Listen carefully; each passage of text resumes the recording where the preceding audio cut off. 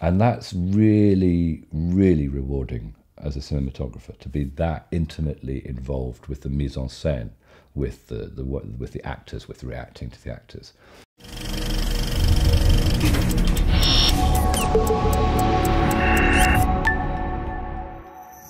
Testing lets you play. It's a big toy shop, and it lets you find out what's there. And what's great currently is that there are a lot of solutions to filmmaking problems or questions. Now with Wolf Hall, there was no need to go hybrid. We had a particular way of working, which was handheld.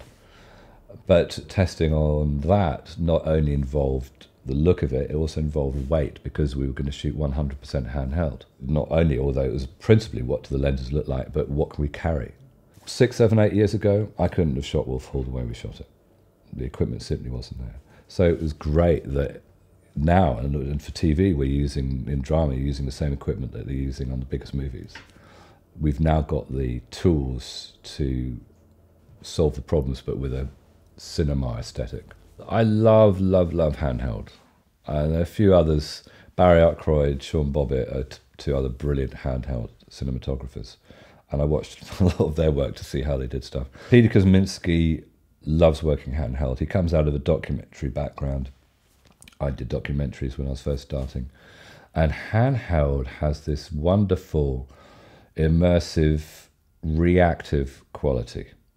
You can react faster than anything. You can react faster than a camera on a dolly. You can react faster than Steadicam to what the actors are doing. And as long as you buy into the fact that it's not as steady, and as long as you know that won't distract the audience, it can be a great benefit. Sometimes handheld is used by directors to inject energy into a scene, because it just has a more, and certainly if you're in a fight scene or a chase scene, handheld all of a sudden looks more frenetic. What was unusual with Wolf Hall is that we did a lot of scenes which were very slow in a way. There were long conversation scenes or walk and talk scenes. There was no action per se in Wolf Hall, and these were all handheld. I remember putting in my first camera list, and it had a dolly on it. You know, you just, normal camera list always has a dolly, always. It's just burnt into the camera list, dolly. And Peter said, we won't use a dolly. And I said, yeah, but we'll just have it on the track. He said, we won't use a dolly. I said, yeah, but let's just, you know, we always have a dolly. He said, I'm not going to use a dolly. Take it off, because we can spend it elsewhere. And I'd never done that. I'd never taken the dolly and the track off the camera list. So I was like, bloody hell. He's serious. He really does mean all handheld, because I thought maybe I could sit down occasionally, you know. And no, we took the dolly off. And he said, you know, even head and legs. I thought I managed to keep the head and legs. We didn't get the head and legs out until week 5 of that shoot. So everything, all the wides, the wide statics, every shot was handheld. But what was great is, what's freeing about that is that you can really plan on the day. We had ready, as I said, we'd worked out moves even on the recce stage. But Peter likes very much to let the actors feel that they own the space, that this is their room. They can walk where they like, to wherever they like, from wherever they like. And quite often we were doing shots where we would start outside in the gardens, walk in the main room, walk through the hall, do a 360, walk out, walk into another room, into another conversation, all in one take. You know, it might be edited down in the cut, but we do it in one. And that's great to do handheld. You can't lay tracks for that. And you could do it in Steadicam, but he didn't want that floaty, fluid feel. He wanted to feel like we were a documentary team in Tudor England. So what's great for the cinematographer is the responsibility it gives you. It makes you a part of the scene. It makes you a part of the performance, because it's just you on the set with the actors. It's almost like you're up on stage, and you have to guess and react to what the actors are going to do and be ready to move, and also listen. You know, documentary operators like with their ears as much as with their eyes, because I'll be looking at Mark Rylance, but I can hear Bernard Hill. He's got an intake of breath. He's about to talk. He's about to interrupt. So my left eye's open as well. I'm watching Mark Rylance, but I'm also seeing Bernard Hill. I'm seeing Bernard Hill about to launch. So I'll go and I'll pan to him just as he starts talking, and you can react that fast. And it's not on a cue. You're reacting to what the actors are doing.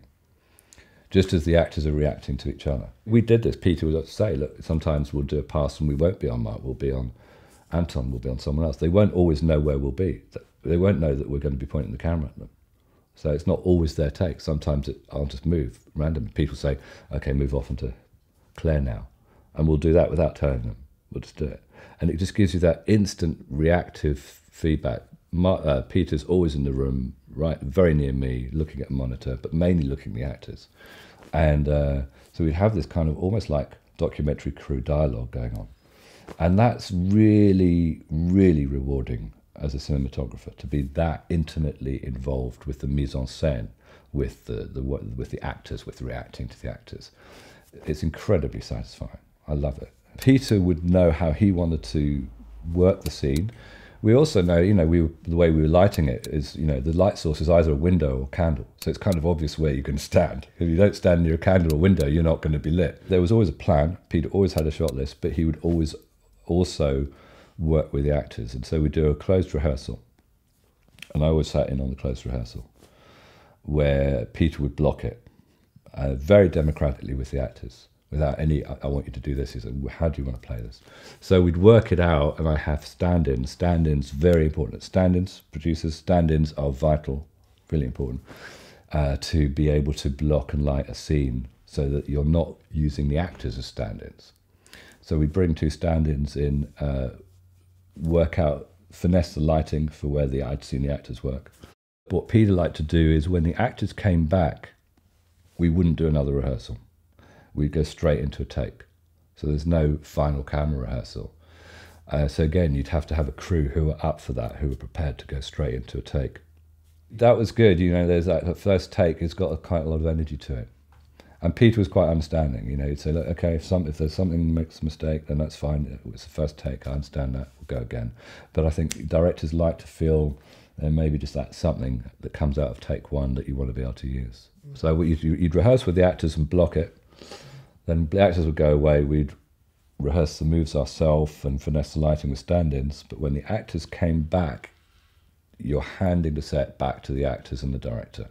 That's it. But you need a brilliant crew. I had a fantastic focus puller because, it's all very well me saying we'll shoot at T14.